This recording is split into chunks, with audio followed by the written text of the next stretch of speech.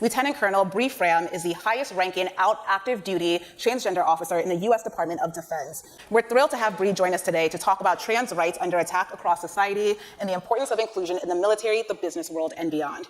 Well, I could easily tell a 30-minute story filled with family connections and events that is a lot of emotions. I have always been a space nerd. And I like to say, if it's nerdy, I probably tried it and I almost certainly enjoyed it.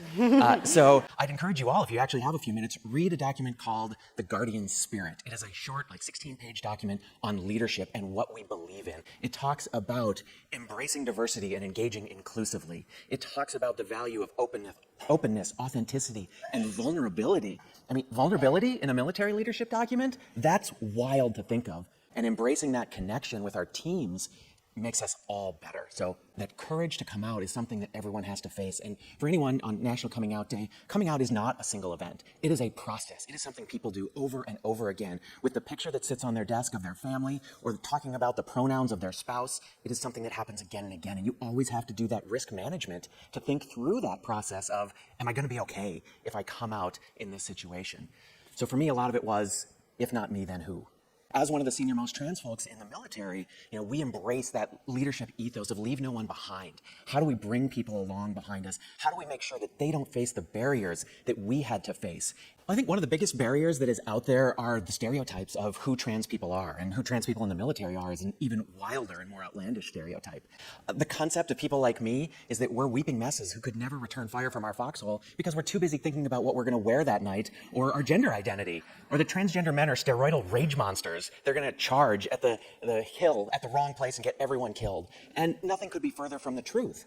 I had a boss who I worked for about 6 months after coming out, and he retired, but before he did, he called me into his office and said that I broke his stereotype of who a trans person was just by showing up to work every day. And I'm like, whoa, that is a really low bar.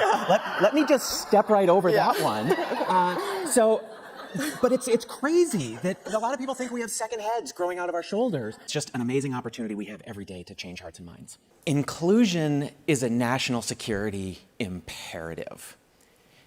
We fight today, and we are going to fight in the future using brain power. And if that brain, who's going to revolutionize the way we fight in space, we fight in cyber, just happens to be in a trans body, you should want them all serving alongside me.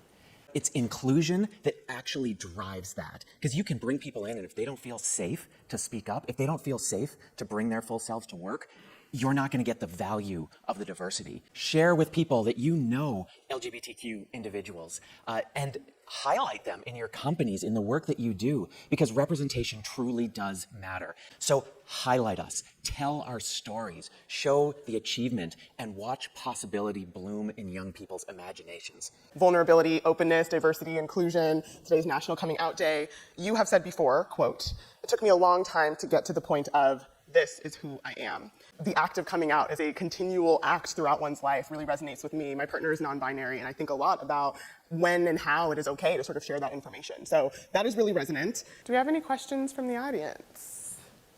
Any questions?